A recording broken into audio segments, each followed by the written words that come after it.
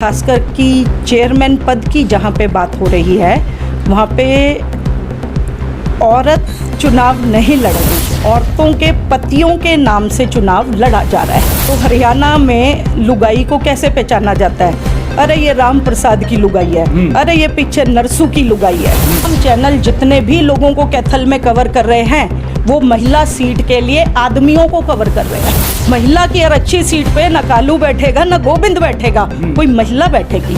जो दुकानों के कब्जे लेगा वो उसका आदमी लेगा या वो औरत लेगी? सीट है औरत की, लड़ रहे हैं पुरुष, टिकटें मिल रही हैं पुरुषों को कि लुगाई को लाए। बिल्कुल सवाल यही है कि ये चुनाव लुगाइयों का नहीं है, ये किसकी लुगाई का चुनाव बना दिया है। पुरुष समाज शिखंडी के पीछे छुपकर ना करो वार, इस बार औरतों को आगे आने दो, उनका भी है अधिकार।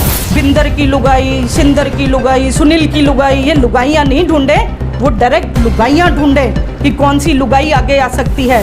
हमारा पुरुष समाज शिखंडी के पीछे छुप के अर्जुन की तरह चुनाव लड़ रहा है। क्या 4 पार्टियों के पास 4 उम्मीदवार भी नहीं है, 4 औरतें नहीं है पूरे कैथल में? पर हाँ, उस ताई में मेयर बनने के पूरे गुण थे, डटी हुई थी अपनी बात पे, वो किसी की लुगाई नहीं थी, किसी पार्टी की नुमिंदा नहीं थी। आधी आबादी होने के बावजूद हे औरत तेरा क्या है वजूद, लुगाई बन के चुनाव ना लड़ियो। कि हरियाणा बदल रहा है पर ये हरियाणा के बदलने का तरीका उचित नहीं है। नमस्कार, मैं हूं संदीप बागड़ी।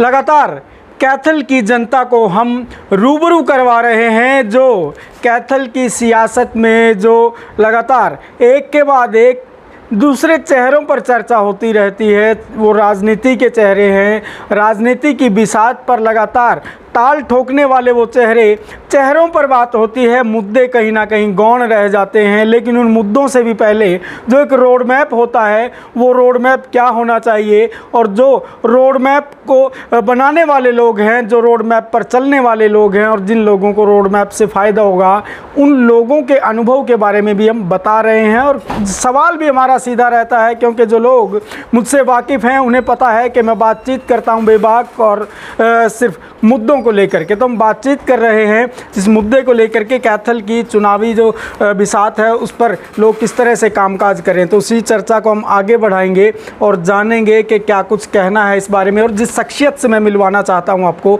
उस शख्सियत के अगर विचार सुनेंगे तो आप स्वयं अंदाज़ा लगा लेंगे राजनीतिक परिभाषा का, सामाजिक परिभाषा का, धार्मिकता का और वो तमाम मुद्दों का जो आपसे जुड़े हो। तो हम शुरुआत कर लेते हैं। सोनाली चौधरी जी हमारे साथ हैं जी, बहुत बहुत स्वागत है आपका। नमस्कार भाई साहब जी। मेरे को अच्छा लगा कि आज हम फिर एक बार पुनः मिल रहे हैं। हम 2-3 महीने पहले मिले थे शिक्षा के मंच पे जी, और आज दूसरी बार आपसे मुलाकात हो रही है। मैंने 2 दिन पहले कुछ न्यूज़ चैनल्स का इंटरव्यू देखा फेसबुक पे, तो मुझे ज्ञात हुआ कि कैथल शहर में आपका म्यूनिसिपल कमेटी का जो चुनाव है उसकी तिथि घोषित कर दी गई है। और फिर जान के ये अति हर्ष हुआ कि ना सिर्फ तिथि घोषित कर दी गई है बल्कि कुछ जो पद हैं वो महिलाओं के लिए आरक्षित कर दिए गए हैं। जहाँ तक मेरे को समझ आई कि 11 वार्ड हैं जो महिलाओं के लिए आरक्षित है और एक चेयरमैन की कुर्सी है जो कि महिला के लिए आरक्षित की गई है। जहाँ मुझे इस बात का हर्ष हुआ, खुशी हुई कि सरकार महिलाओं को आगे लाने के लिए उनके लिए पद आरक्षित कर रही है ताकि महिलाएं ही महिलाओं से चुनाव में लड़ें और अपनी पहचान बना सकें और निकल कर आगे आ सकें। वहीं पर जब मैंने 2-3-4 बाकी इंटरव्यूज़ देखे, बाकी चैनल्स के भी देखे, तो मुझे समझ आई कि ये जो भी चुनाव लड़ा जा रहा है, खासकर कि चेयरमैन पद की जहाँ पे बात हो रही है वहाँ पे औरत चुनाव नहीं लड़ रही, नारी चुनाव नहीं लड़ रही, बल्कि औरतों के पतियों के नाम से चुनाव लड़ा जा रहा है। ठीक है, फलाने की लुगाई। हम हरियाणा में रहते हैं जी, तो हरियाणा में लुगाई को कैसे पहचाना जाता है? अरे ये राम प्रसाद की लुगाई है, अरे ये पीछे नरसू की लुगाई है। पति के नाम से पत्नी की पहचान होती है जी। पर इस चुनाव में क्या होगा? पद तो आरक्षित है पत्नी के लिए, ठीक है ना। किसी का भी आप उदाहरण ले लें, मान लो कोई बंटा देवी है, अब बंटा देवी ही चुनाव लड़ सकती है, नारी ही चुनाव लड़ सकती है, पर क्योंकि बंटा देवी तो एक अपने घर में रहने वाली घरेलू सी औरत है तो उसका पति सामने आ रहा है, तो वो पति क्या कहलाएगा कि बंटा देवी का पति खड़ा था। तो मुझे जानकर ये खुशी हो रही है कि हरियाणा बदल रहा है, पर ये हरियाणा के बदलने का तरीका उचित नहीं है। जी जी। तो अगर बात करें हरियाणा के बदलने का तरीके की बात बता देता हूँ। सरकार ने शायद ये सोचा होगा कि महिला सशक्तिकरण को बढ़ावा दिया जाए, लेकिन उसको एक अच्छे रोड मैप में परिवर्तित करके काम किया जाता तो बेहतर होता। सोनाली चौधरी उड़ान शक्ति केंद्र के माध्यम से पता नहीं कितनी महिलाओं को आत्मनिर्भर बना चुकी हैं, लेकिन वहीं जो सरकार की बातें हैं वो सिर्फ कागज़ों में सिमट कर रह जाती हैं, वो धरातल पर इन्होंने सच कर दिखाया। हम इसका उदाहरण आपको कई जगह दिखा सकते हैं। लेकिन मैडम अगर बात करें, जो अभी तक का तंत्र था, जो सरकार थी, वो 3 पहियों पर चल रही थी। ये जो चौथा पहिया शुरू किया गया है, जो कवायद शुरू की गई, लेकिन इस चौथे पहिए का कहीं ना कहीं कोई परीक्षण नहीं किया गया, कोई निरीक्षण नहीं किया गया, कोई मापदंड तय नहीं किए गए, कोई इनकी कार्यशाला नहीं लगाई गई। किसी के कंधों पर भी कोई कार्यभार होता है तो उसको पहले कुछ ना कुछ सिखाया जाता है, ट्रेनिंग होती है। इसके बारे में क्या कुछ विचार है आपका? मेरा विचार यही है कि पहले हमारा जो इंडियन डेमोक्रेसी थी दैट वाज 3 टायर सिस्टम। 3 बार हम वोट डालते थे। नीचे से एमएलए के लिए चुनाव होता था, ऊपर से एमपी और प्राइम मिनिस्टर के लिए चुनाव होता था। राष्ट्रपति का चुनाव कभी भी डायरेक्ट चुनाव नहीं रहा भारत में। तो 3 बार हम वोट डालते थे। अब ये जो खट्टर सरकार ने हमें छूट दी पहली बार कि हम अपने म्युनिसिपल कमेटी की भी सारी वोट डायरेक्ट डालेंगे, और उसका जो चेयरमैन या चेयरवुमेन कहना चाहिए इस वक्त, क्योंकि वो सीट इस वक्त आरक्षित है महिला के लिए, चेयरपर्सन कह दें, तो उसके लिए भी आप सब लोग पहली बार डायरेक्ट वोट डालने जा रहे हो। जब हमने ये तय किया किसी भी सरकार ने कि इस बार हम म्युनिसिपल कमेटी की वोटिंग सब लोगों से करवाएंगे, चेयरमैन की वोट सब लोग वोट डालकर करेंगे, तो क्या उसकी कोई तैयारी की गई?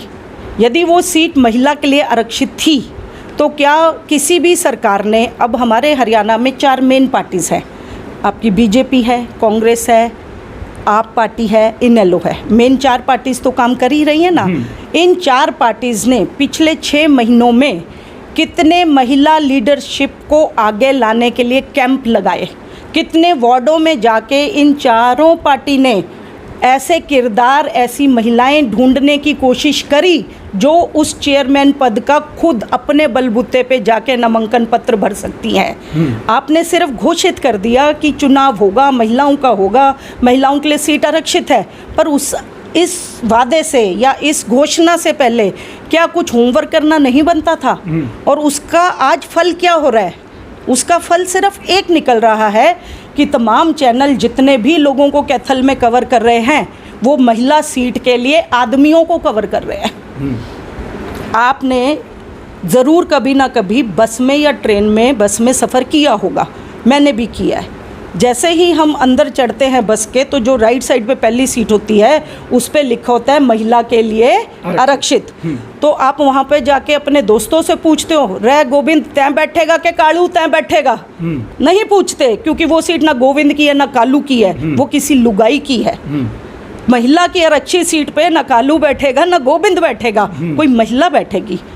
तो जब आप ये सब चुनाव प्रक्रिया कवर कर रहे हो, प्रेस कवरेज कर रही है, हर रोज़ अखबार भरे जा रहे हैं, तो वो महिलाएं कहाँ हैं जो अपने बलबूते पे ये चुनाव लड़ सकें? या वो पार्टियां कहाँ हैं, उन्होंने तैयारी क्यों नहीं की? क्यों नहीं इस सारे व्यवस्था को 1 महीना, 2 महीने, 3 महीने आप पोस्टपोन करते? 3 महीने उनको तैयार करो पहले महिला लीडरशिप को। आपके जितने नेता हैं ऊपर से आप लगा लो, चाहे आपके प्रवक्ता होते हैं स्टेट के, चाहे आपके डिस्ट्रिक्ट के, सभी तो आपके आदमी हैं। तो उन सब आदमियों के बीच में औरत है ही नहीं, तो आज औरत की सीट चेयरमैन को कैसे दे दोगे आप? जो चेयरमैन आप औरत को नाम मात्र दे रहे हो उसका तो फिर कोई फ़ायदा नहीं। टेंडर पास कौन करेगी? वो औरत करेगी या उसका पति करेगा? जो दुकानों के कब्जे लेगा वो उसका आदमी लेगा या वो औरत लेगी? जब औरत अपने बलबूते पे चुनाव लड़ने में सक्षम नहीं तो वो कब्जे कहाँ से करवाएगी? टेंडर की भाषा को समझेगी कैसे? नहीं समझ पाएगी। एक उदाहरण मैं आपको, क्योंकि हमारी कैथल की जो धरती है महाभारत की धरती है, कुरुक्षेत्र कैथल की, एक उदाहरण महाभारत में से देना चाहती हूँ। महाभारत का युद्ध था, भीष्म पितामह और अर्जुन आमने सामने युद्ध कर रहे थे। अर्जुन को पता था भीष्म पितामह मेरे दादा हैं, मैं इनका ही सिखाया हुआ हूँ, मैं इनसे युद्ध नहीं जीत सकता। अर्जुन ने क्या किया? अर्जुन ने अपने सामने फ्रंट में शिखंडी को ले आया जो कि औरत थी। भीष्म पितामह ने जैसे ही देखा कि अर्जुन ने अपने सामने अपने को छुपा दिया, किसके पीछे? शिखंडी जो कि औरत है, तो भीष्म पितामह ने अपना तीर नहीं छोड़ा, क्योंकि वो क्षत्रिय हैं, औरत के ऊपर वार नहीं कर सकते। और अर्जुन ने औरत के पीछे छुप के भीष्म पितामह को बाण मार के गिरा दिया।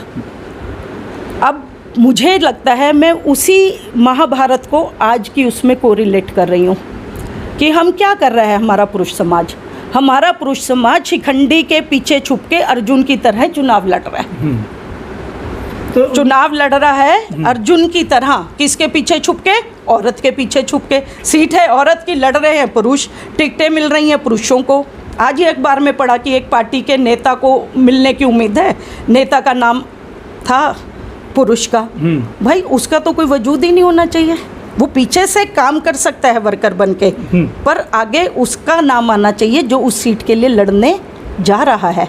क्या 4 पार्टियों के पास 4 उम्मीदवार भी नहीं है? 4 औरतें नहीं हैं पूरे कैथल में। ओम प्रभा जैन जी ने 1978 तक इसी कैथल से 4 बार एमएलए का चुनाव लड़ा और चारों बार विजयी हुई। तो क्या 1978 से लेके 2022 40 साल में एक भी महिला आगे नहीं आई? यदि एक भी महिला 40 साल में आगे नहीं आ पाई कुरुक्षेत्र में, कैथल में लीडरशिप के लिए, तो इसका जिम्मेवार कौन है? शायद हमारा समाज, या वो 4 पार्टी जो मेन पार्टीज़ हैं पर वो नीचे से लीडरशिप ग्रो नहीं कर रही। तो इसे क्या कहेंगे जो अभी महिलाओं को मौका दिया? ढकोसला कहेंगे इसे या कुछ और? ढकोसला तो मैं नहीं कहूँगी, क्योंकि यदि किसी भी सरकार ने सोचा कि लीडरशिप क्वालिटीज़ में औरतों को आगे आना चाहिए, उन्होंने औरतों के लिए स्थान आरक्षित किए, तो ये एक अच्छा प्रयास है। पर उस प्रयास के लिए जो पहले तैयारी होनी चाहिए, वो तैयारी चारों पार्टियों की गायब है। सिर्फ सत्तारूढ़ पार्टी की तैयारी है नहीं है, ऐसा नहीं कह सकते। बाकी 3 पार्टियों की भी कोई मेरे को 6 महीने में, साल में शिविर लगते नहीं दिखे यहाँ कि उन्होंने कोई शिविर लगाया हो जिसमें फीमेल लीडरशिप डेवलपमेंट को ढूंढा भी गया हो।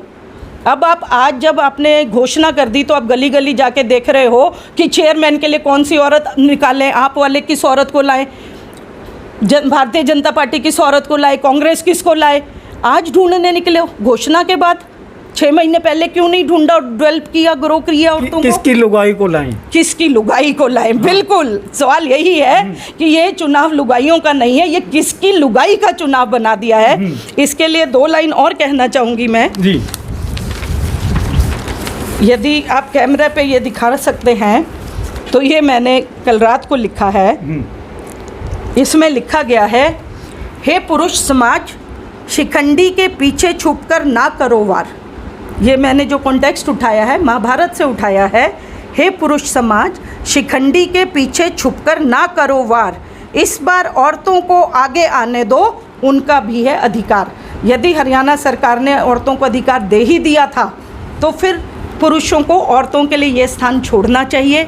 जितनी भी हमारी चारों मेन पार्टीज़ हैं उनको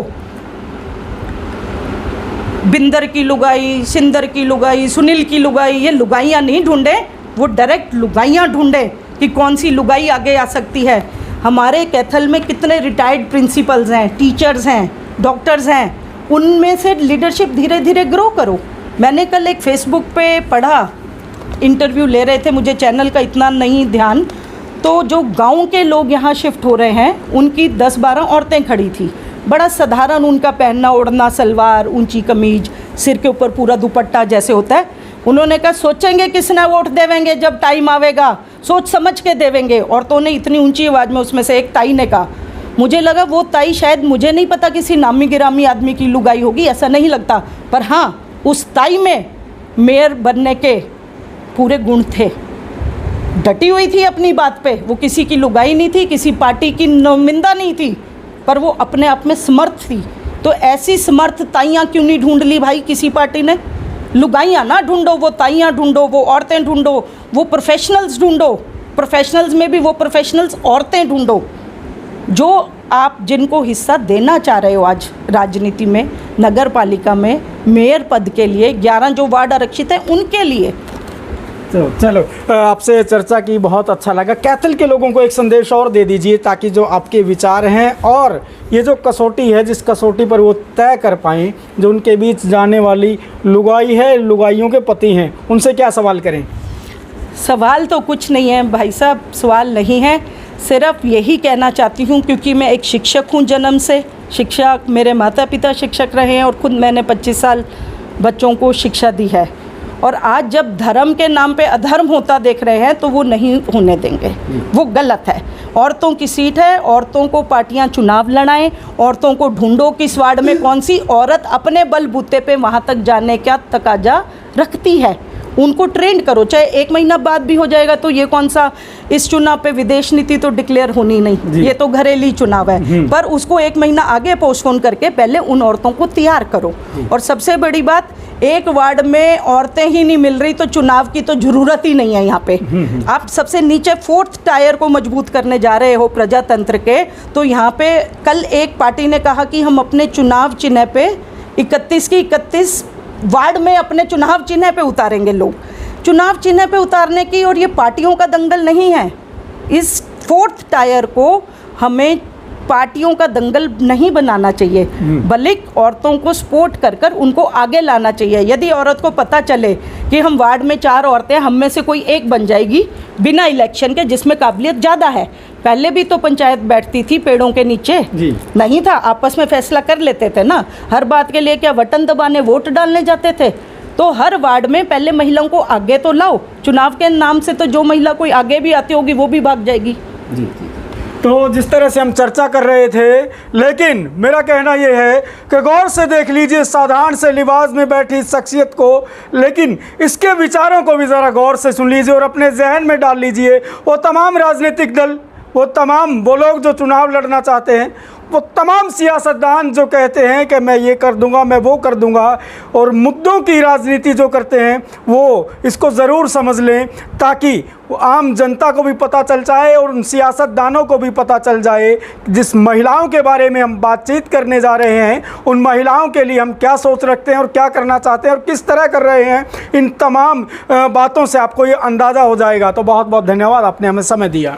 मैं आपका भी धन्यवाद करती हूँ और ये आखिरी मैसेज महिलाओं के नाम में देना चाहती हूँ कि आधी आबादी होने के बावजूद महिलाएं और पुरुष बराबर हैं, 50% महिलाएं भी हैं तो 50% पुरुष है। आधी आबादी होने के बावजूद हे औरत तेरा क्या है वजूद, लुगाई बन के चुनाव ना लड़ियो, अपने बलबूते पे चुनाव लड़ियो। चलो, तो एक बड़ा संदेश यहाँ से दिया गया कि मर्दानी बनकर चुनाव लड़ें, लुगाई बनकर चुनाव लड़ें, अपनी मजबूती दिखाएं।